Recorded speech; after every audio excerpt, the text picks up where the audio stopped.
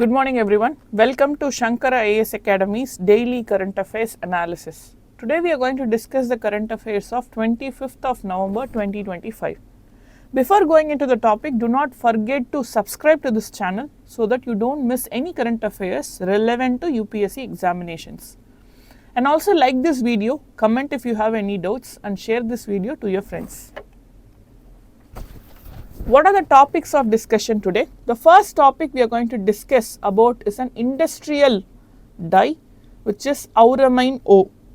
And is it allowed to be utilized in food industries, or if utilized what would happen? What are the legalities against that? So that is what we will be discussing. Next is Sambhar Lake has become pink, and why is that? That is what we will discuss in the second topic. Higher Education Commission of India bill and about that. Next is we will discuss India's AI governance, and finally we will be discussing Prelims Focus. The topic we are going to discuss now is about Auramine in Indian food, why a banned dye keeps returning. So this Auramine is a banned dye and specifically with respect to food. Is it completely banned? No, it is used in textile industries, it is used as a dyeing agent in terms of bacterial studies, but as a food it is banned.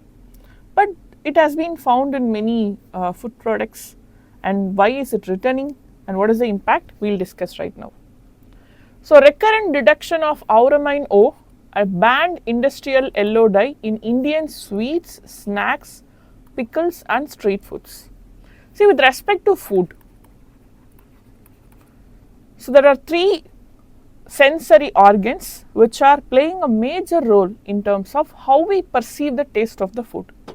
So one is the taste, the second one is the the aroma, and the third one would be the colors. If you noticed in terms of the mobile phones today, the camera is having a mode which is specifically to capture the food, photos of food. So there is something called as food mode. So at that particular mode, you can see the colors becoming very vibrant. So this making a vibrant food, so when you look at the food, making it very vibrant is a very important tactics when it comes to food manufacturing. But when we are using dyes, there are permitted dyes which are non-toxic in nature. But Auramine O is toxic, specifically carcinogen in the nature. So violations have been found specifically during the festive seasons, because many food products are manufactured. Many people purchase it, like you can just remember Diwali. Recently we had Diwali, and so many purchases, so many production were done in terms of sweets and savories. So this reflects, like the Auramine getting detected again and again is reflecting how food adulteration is very persistent in our country.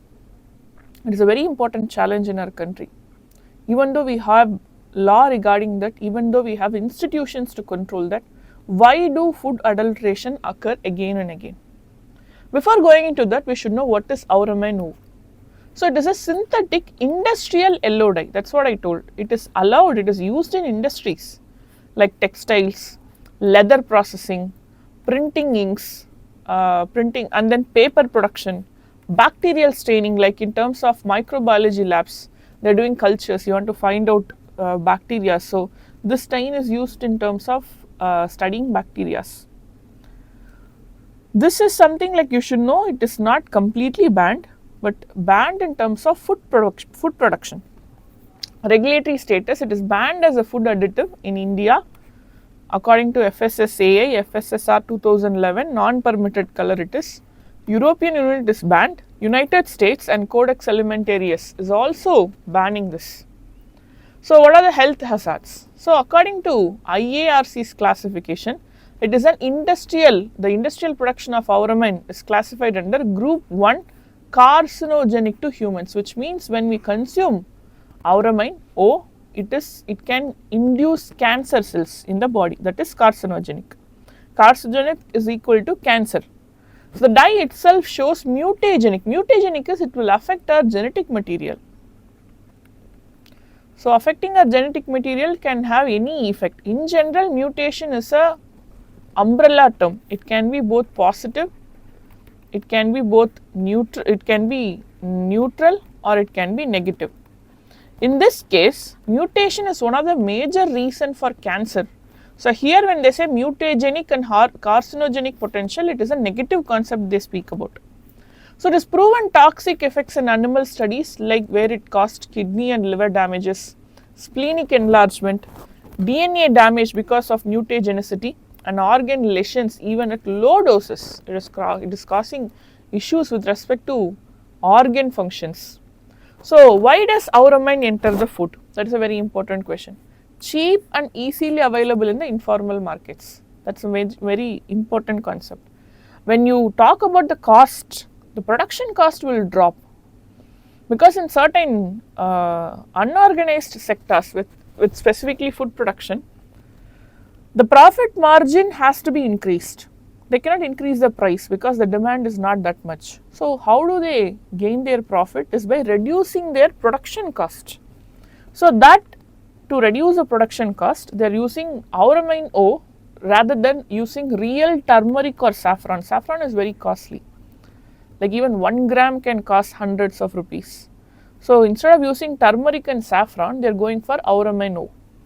Used by small vendors due to low cost versus permitted synthetic colors, lack of awareness, weak enforcement, because sometimes the one who is using this in the food production might not even know that it is banned.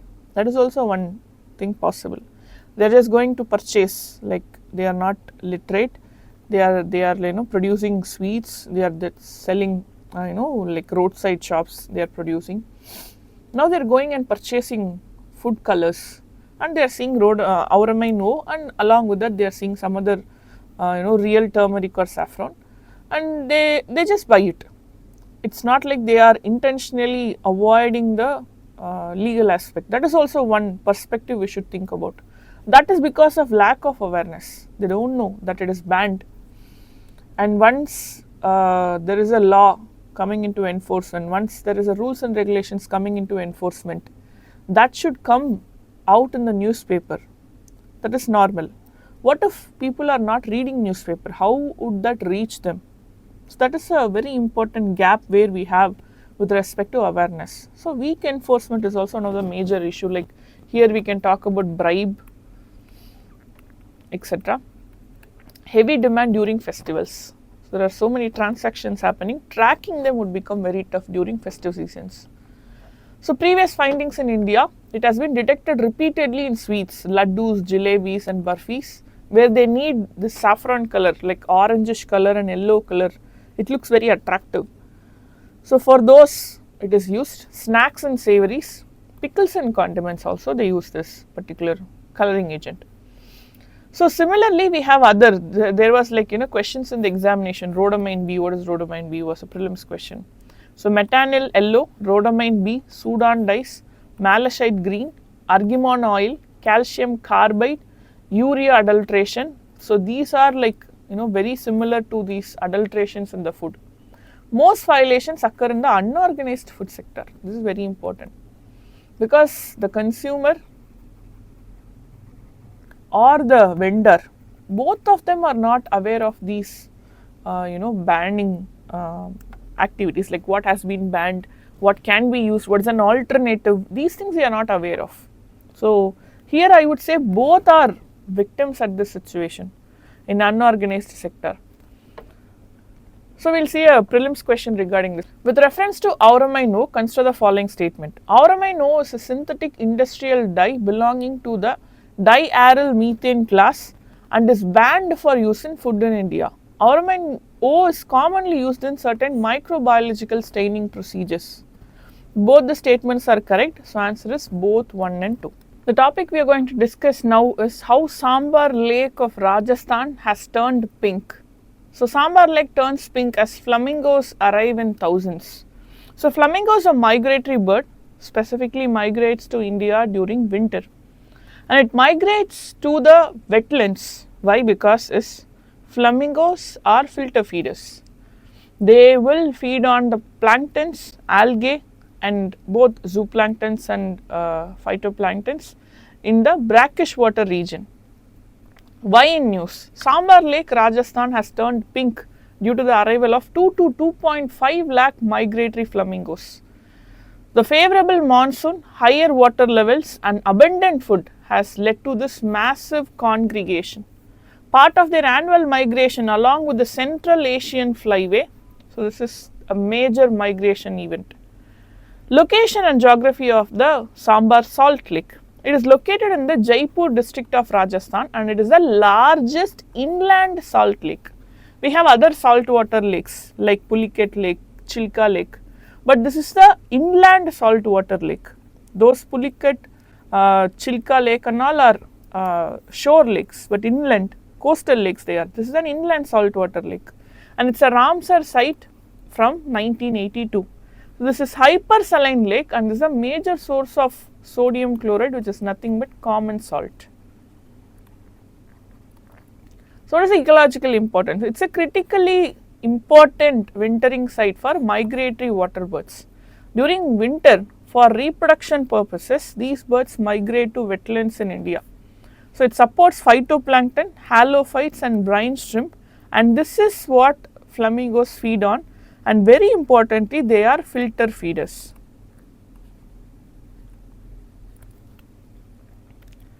Threats: illegal salt mining, groundwater extraction leading to reduction in the wetland water. So when the groundwater is reduced, the water from the wetland seep into the groundwater, leading to reduction in the water levels at the wetlands, and then habitat degradation and reduction in water inflow.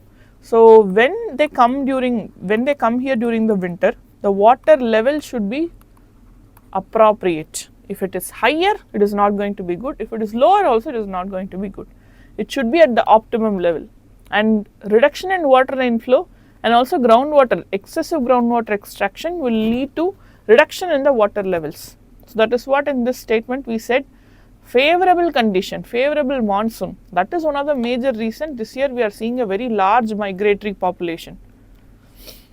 What is a Central Asian flyway? So one of the world's major bird migration routes, it covers 30 countries from Arctic to the Indian Ocean.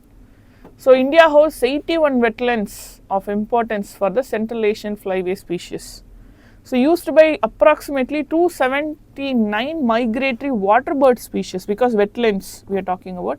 India plays a central role in terms of the Central Asian flyway conservation, because from Arctic to Indian Ocean, so they can go to different countries, but India plays a major, either a major destination or a major stop before reaching to the destination. Key Central Asian flyway sites in India: Sambhar Lake of Rajasthan, Keoladio National Park again in Rajasthan, Chilka Lake, and then Ullar Lake, Pong Dam, Nal Sarovar, Bittarkanika, Ran of Kutch.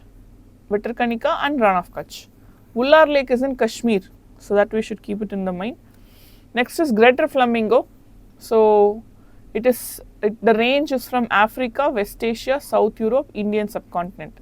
Its least concern status according to IUCN, and it is taller, paler in pink, pink bill with black tip. It is the largest of all flamingo species, that is why it is called as Greater Flamingo. India presence, where are they present? Gujarat, Rajasthan, Tamil Nadu, Maharashtra, and it also breeds at Ran of Kutch. Lesser flamingo, so Greater Flamingo is what we call it as the pink bill, paler pink in color. Lesser flamingo is found in Africa, West Asia and South Asia. It is in the near threatened status. So, should be very clear. Is it Greater Flamingo or Lesser Flamingo? If it is Greater Flamingo, it is least concern status, but if it is Lesser Flamingo, it is in the near threatened status. It is smaller in size, deep crimson bill. So, crimson is a shade of red, highly dependent on cyanobacteria, blue-green algae. So, Gujarat, Rajasthan, Andhra Pradesh, Odisha, so these places you can find them, and specifically at the Sambhar Lake, you can find them in the major congregations. We will discuss a prelims question. Every winter, large populations of lesser and greater flamingo visit Sambhar Lake. Sambhar Lake's shallow saline water provide ideal feeding habitat rich in blue-green algae and brine shrimps. So, For this, answer is A, because both statement A and R are true and R is a correct explanation of A. The topic we are going to discuss now is about Centre's Higher Education Commission of India Bill 2025. So, the National Education Policy was recommended in 2020, but just now we are trying to make a bill on Centre's Higher Education Commission. So, what is Centre's Higher Education Commission? What are its implications? We will discuss. So, new regulatory architectures for India's higher education, basically they are trying to bring a centralized commission, centralized institution that would control and regulate the higher education system in our country. So, in winter session of Parliament, the bill is aimed to replace the UGC Act, University Grants Commission Act of 1956, and it will restructure India's higher education regulations. So, the proposal, what is the proposal? So, to establish Higher Education Commission of India as a single overarching regulatory for higher education. So, UGC reconstructed under HECI, focus shifts from grant giving to standards, regulation, quality and outcomes. So, it strengthens national higher education qualification framework, and we will see how. So, components of Higher Education Commission of India, first is regulation. So, they set standards, they give accreditation and compliances.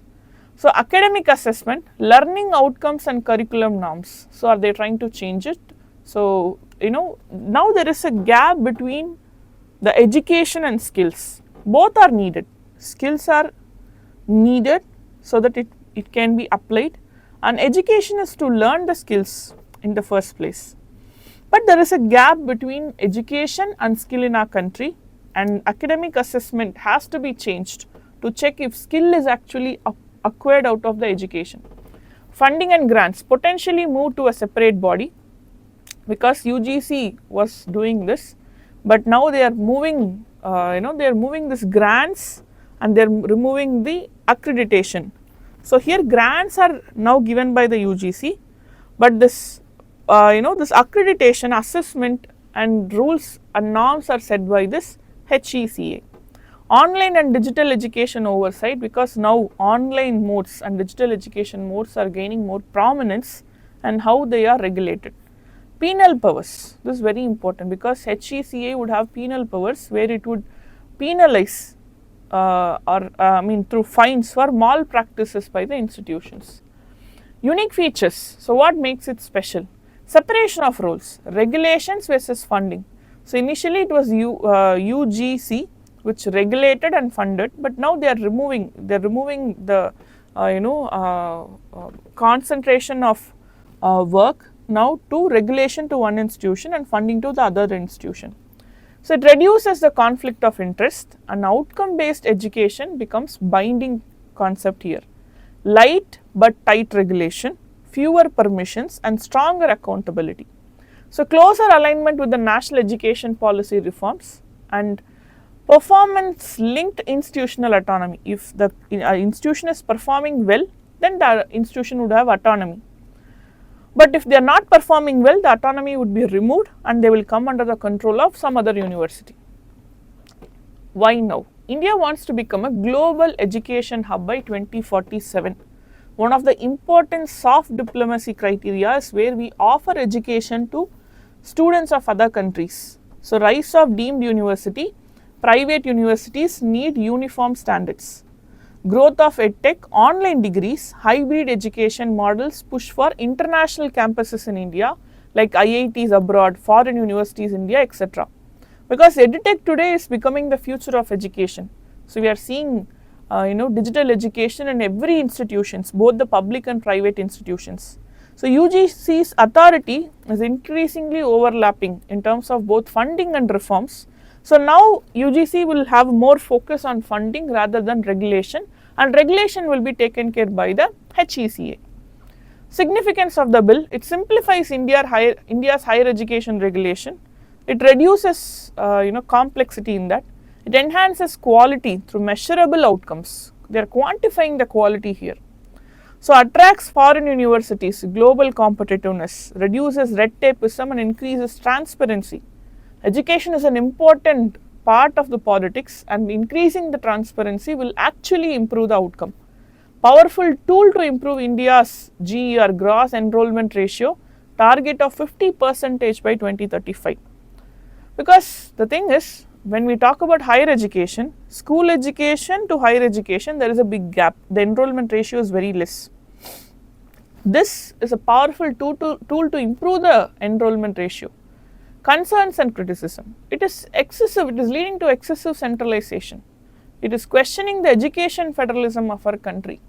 The states would lose their autonomy in education. Education being in the concurrent list, both the state and the center has jurisdiction over creating regulations, creating law with respect to education. But this will reduce the state's authority over education.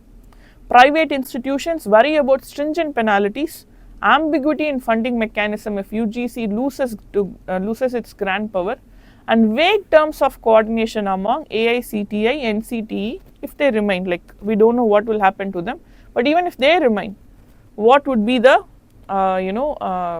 coordination among them.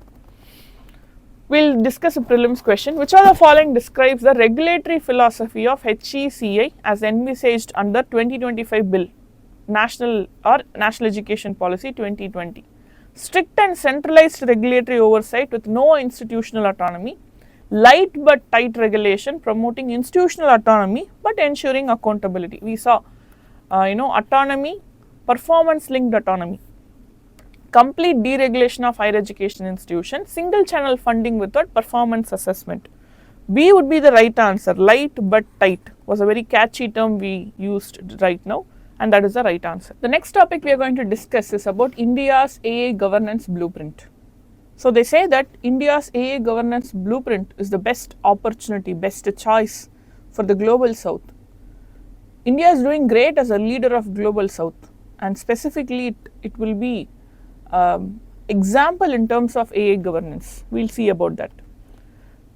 Ministry of Information Technology released India's AA governance guidelines under the India AA mission. So what is the aim? It is to provide a balanced, innovation friendly, accountable AA governance model. So significance regarding this is that global south will benefit from this, they will learn from this. It is an alternative to strict EU style regulation, European Union style regulation, or United States laissez-faire approach. What does laissez-faire approach means? No regulation, we'll just see what happens. That is laissez-faire approach, and that is also not good. So these are two extremes, EU style and US style. But India is going to take an effective path in this. We'll see what is that. So to be showcased at AA Action Summit 2026, India has come up with this India AA mission and India governance guidelines. What are the guiding principles? 7 sutras. Trust, people first approach, innovation over restraint, fairness and equity, accountability, understandable by design, safety, resilience and sustainability. Very important all these are. Because AI as a technology itself is having so many questions. Whether is it safe? Will it take over people's positions?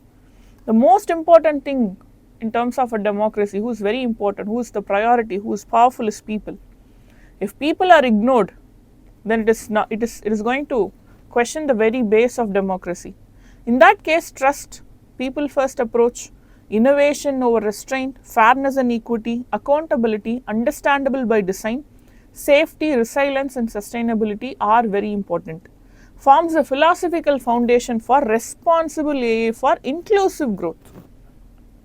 6 pillars of governance: infrastructure, capacity building, policy and regulation, risk mitigation frameworks, accountability mechanism, institutions and coordination.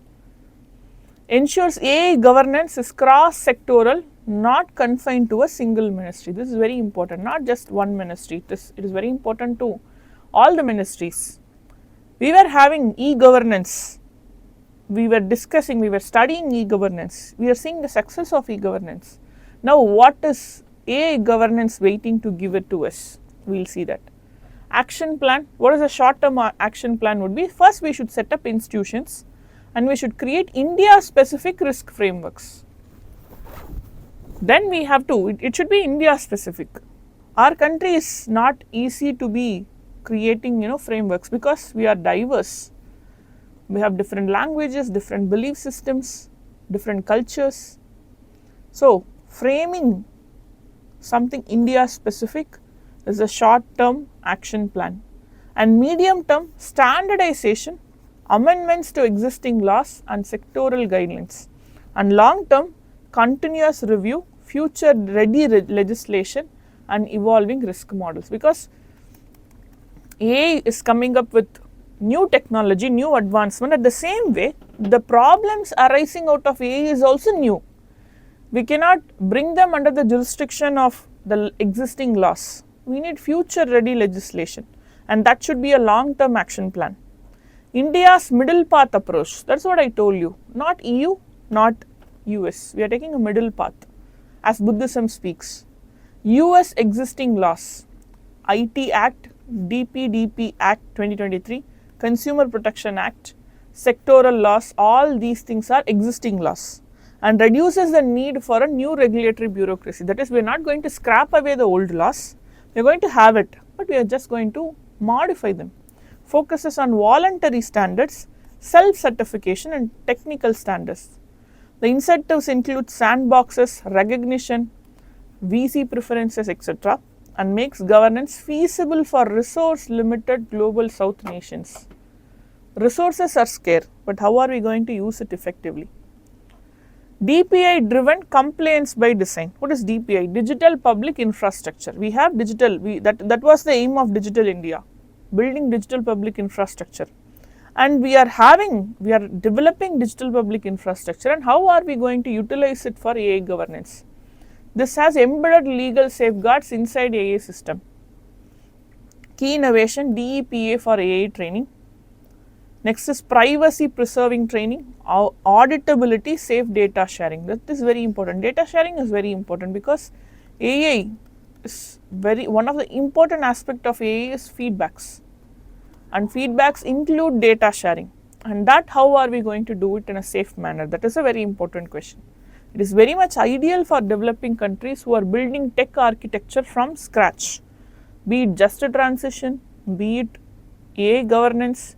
We are all building from scratch. Building from scratch is not easy. There is a possibility of error on the way. But we, after designing a foolproof system, will definitely take care of those errors. Inclusion and AI for all. This is very important. Just take a small example. There are many AI platforms today, and there are premium versions which are costly. Not everybody can afford it. But governance should not be the same case. Governance should be for all, inclusive growth. So what is done?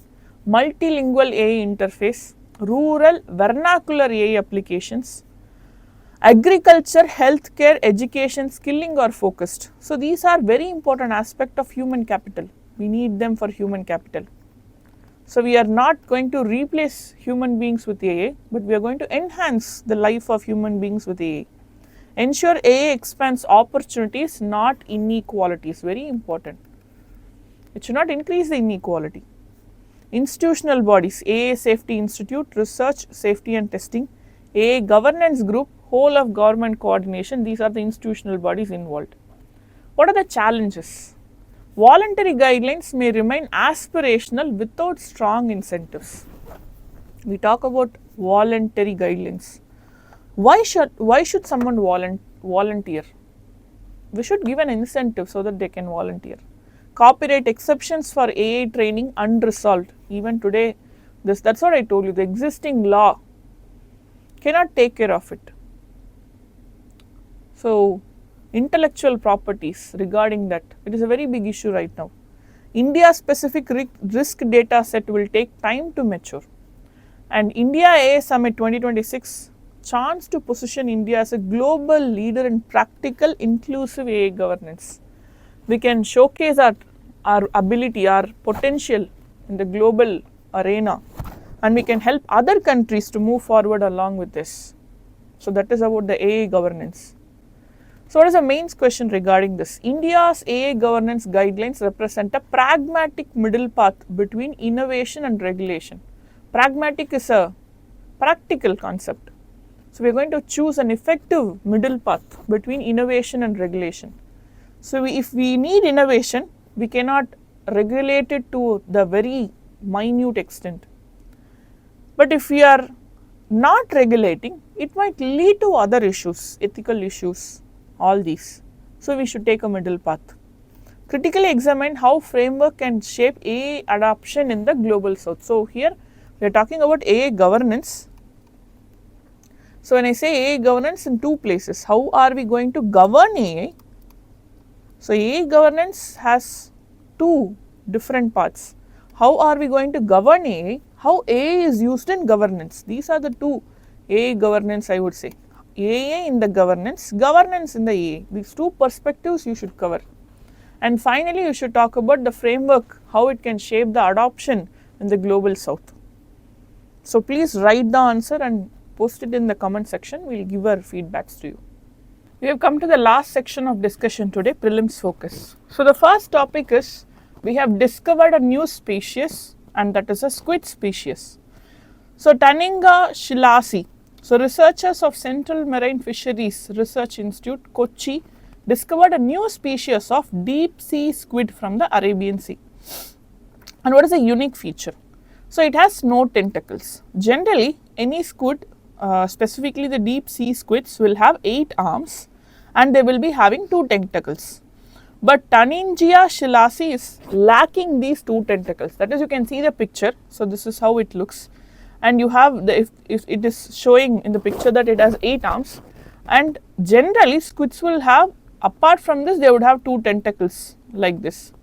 But here it is lacking these 2 tentacles. So that is one of the unique feature. And what is the morphological difference? So there is a different species of same genus, Taningia.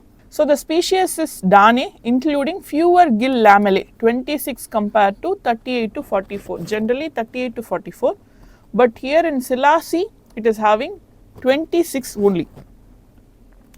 So it is an oval shaped funnel mantle locking cartilage and distinct lower beak morphology. So what is the genetic divergence?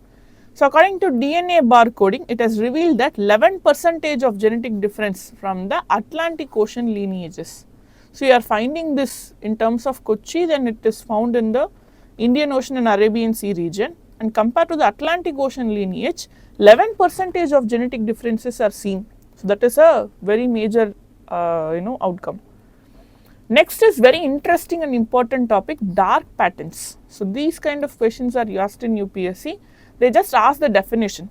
Which of the following best defines dark patterns kind of questions are asked. So dark pattern is an unethical term. This is something you should keep it in the mind. So dark patterns are tricks used to manipulate users into taking actions they didn't intend. So the term manipulate, you can say like it is for business. No, the term manipulate is always a negative term in terms of ethics. Persuasion is a good concept. You are convincing someone to do something in a morally or ethically right way is persuasion.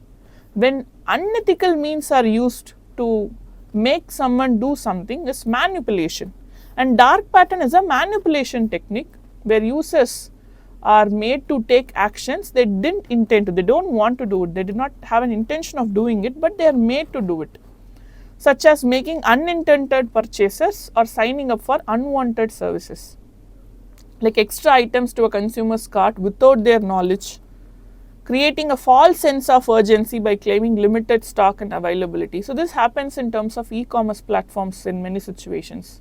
They create for a short period, avail this offer, buy one get one free.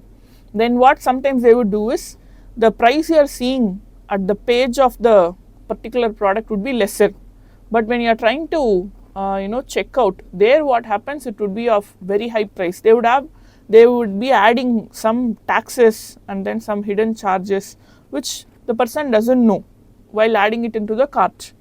Once they pay, so now we have all these online payments where even the OTP is detected by the application by itself. So what happens, the person don't even understand that they have been paying extra.